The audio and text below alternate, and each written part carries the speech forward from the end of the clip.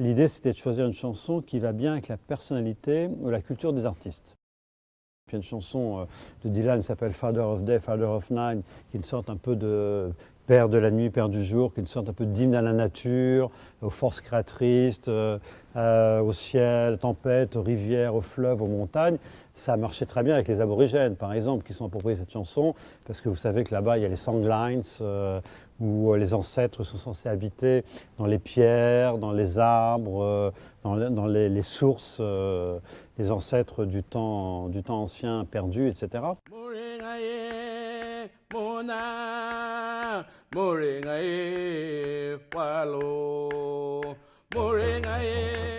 Pour moi, le lien était évident entre les musiques de tradition et les chansons de Dylan. Ce qui est fascinant chez lui, c'est quelqu'un qui, même s'il a une attitude totalement, à une certaine époque, très avant-garde dans la manière d'écrire ses textes, un peu existentialiste, même surréaliste, quand on pense à des chansons comme Highway 61, Revisited, etc.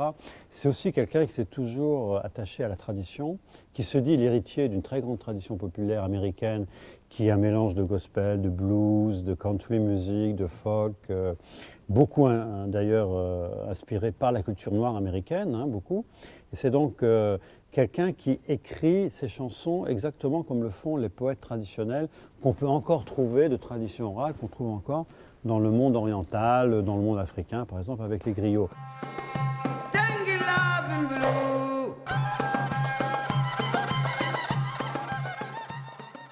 La relation s'est faite avec la poésie surtout.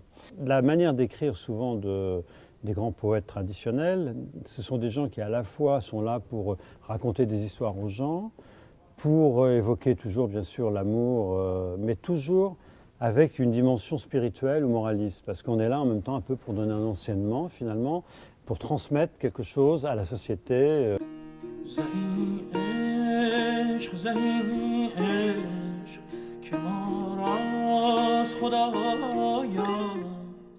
La différence, je dirais quand même, de cette compile avec pas mal d'autres compiles, c'est que c'est une compile qui s'est faite sur un temps très long et donc vraiment c'est que des gens qui ont été intéressés réellement par le projet. Ça n'a pas été réuni en 5 minutes, allez hop, on fait du Bob Dylan, puisqu'il y a des morceaux qui datent d'il y a plus de 10 ans sur cette compilation. Et il y a vraiment des versions pour moi dans l'album qui sont complètement surréalistes et qui apportent vraiment quelque chose, quoi.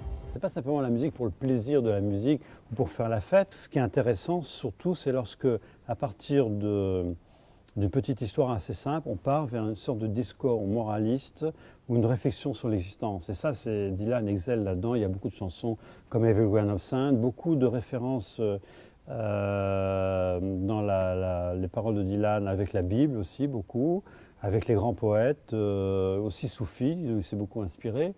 Et c'est cette manière de passer sans arrêt d'un fait divers un peu anecdotique pour en tirer une sorte de leçon sur la vie et de pouvoir l'expliquer. C'est ce que fait Dylan sans arrêt, quasiment dans ses chansons. Il ne peut pas s'en empêcher. Dès qu'il va vous dire, même s'il veut dire « Ah, vous avez de beaux yeux », je ne sais pas quoi, il va sortir tout de suite quelque chose sur les yeux derrière qui va nous ramener à nous-mêmes, à notre passé.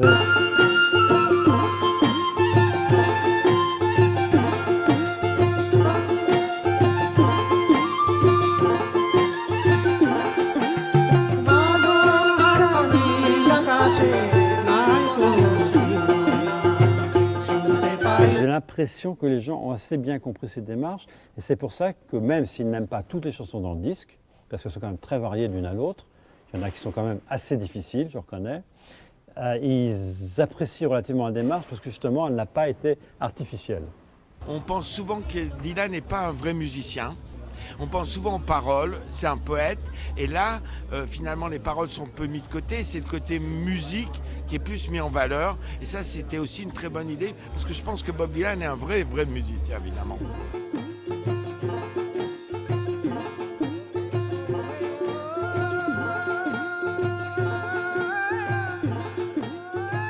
Le morceau que je préfère, c'est I Want You.